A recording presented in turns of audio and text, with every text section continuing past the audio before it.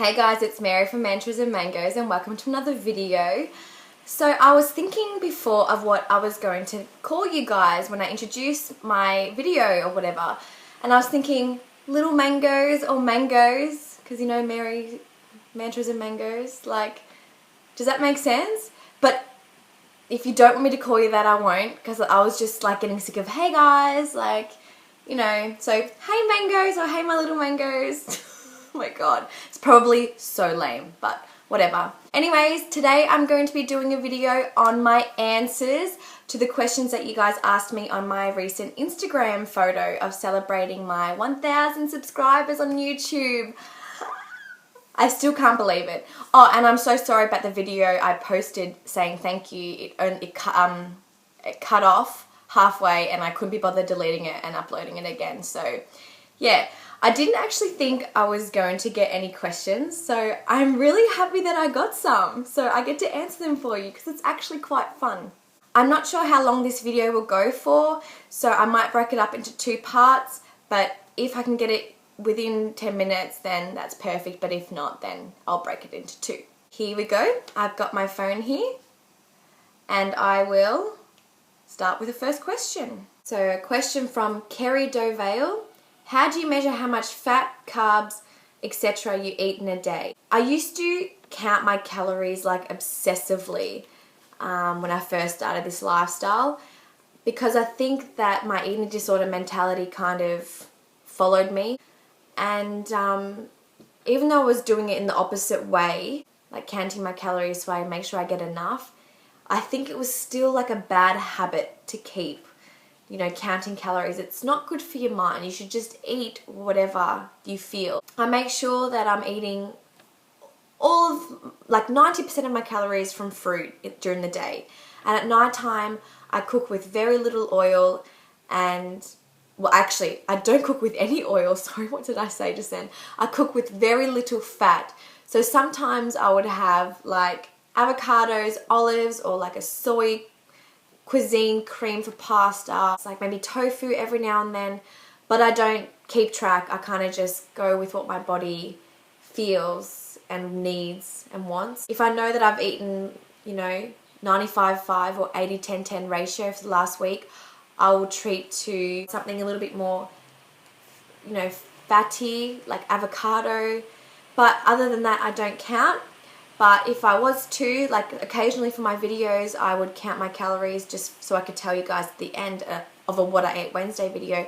I would use my MyFitnessPal or Chronometer. I think counting your calories at the beginning of this lifestyle is a good thing to make sure you are eating enough. But I think that if you have a history of an eating disorder, I don't think it's a good idea.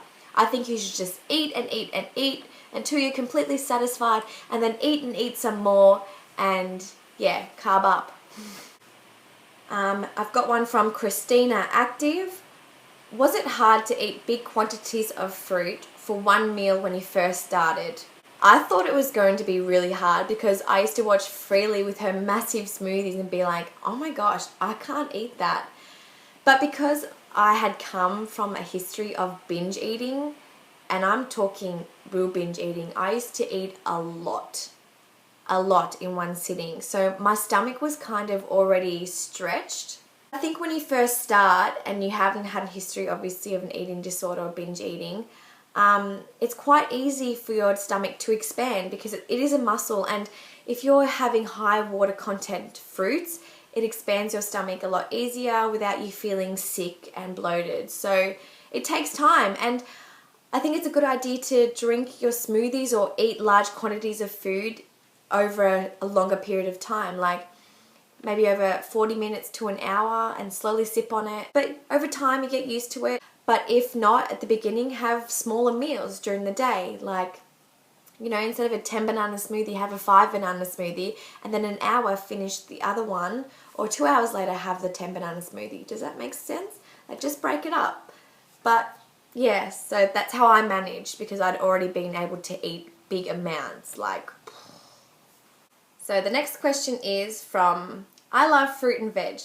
Love your YouTube channel. Thank you so much. Just wondering if you have lost any friends due to becoming vegan. I don't necessarily think that I've lost any friends, but I have realised what kind of friends they are and the attitude towards my change in lifestyle. At first, they were kind of like umming and ahhing about my lifestyle change into becoming vegan, and they thought it was, you know, wrong and different and that I was weird, which is normal for people to say to another vegan, but I didn't expect them to challenge me the way that they did. One of my friends, you know, kept pushing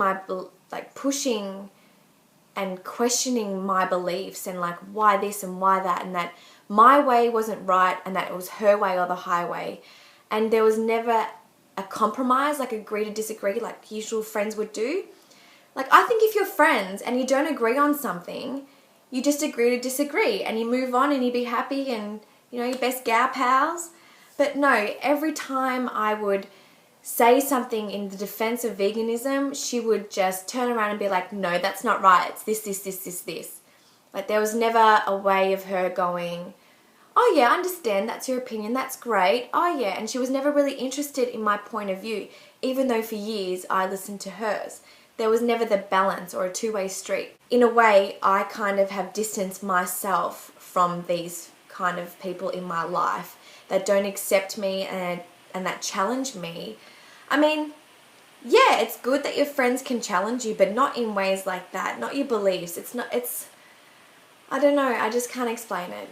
I think being on this lifestyle, you realize how, you know, you become conscious, you become awakened, and that all the people around you are still in that kind of, oh, I'm itchy on my face, still in that kind of unconscious state of mind. So I think by distancing yourself from these kind of people, you're going to attract like-minded people like you. And I've realized that from letting go of some people, windows of opportunity have opened where I've made new friends, and they've been friends that we share common interests with, and we're both vegan, and it's just, yeah, it's amazing. Like, so yeah, I hope that's it. So I haven't really lost many friends, but I have distanced myself from people, and it is sad, but, you know, that's life. If you feel like your friends aren't accepting you for being vegan or for changing your lifestyle and your habits that's not suited to the status quo, then they're not really friends in the first place. And it's pouring outside right now, if you can hear the rain. Okay, so next question is, how do you eat out with family as a high carb, low fat vegan? Most foods are high in fat or not even vegan at all. With my family, we don't go out for dinner much at all, because Dad's always been like, if you can make it at home, you might as well just eat at home. Don't waste your money going out for dinner. And he's right at some point, but when we do go out for dinner, we always go to either an Asian restaurant or an Italian restaurant, which I know can cater for vegans. And when you ask them to cook your food, just ask for no oil and no added salt, and it's fine. Like, it, you know, going out for dinner is just a treat, really. I don't do it often. If they don't cater for me, then I always make sure before I even head to the restaurant, like, I'll check the menu and see if they've got vegan options and whether they can alter it for me. And if not, and my parents still need to go to the certain restaurant, or my family need to go to the certain restaurant because of, you know, a certain event, or they've already booked it or whatever, then I will eat before I go, and yeah, it's fine. So another question from Claudia. Do you ever find it hard getting the right nutrients as a vegan? So far, no. I've had no problems. I've had my blood tests recently done and they're all perfect. Even my B12 was fine before I started getting the B12 injections. I highly recommend everyone to get B12 injections anyways, whether you're a meat eater or a vegan.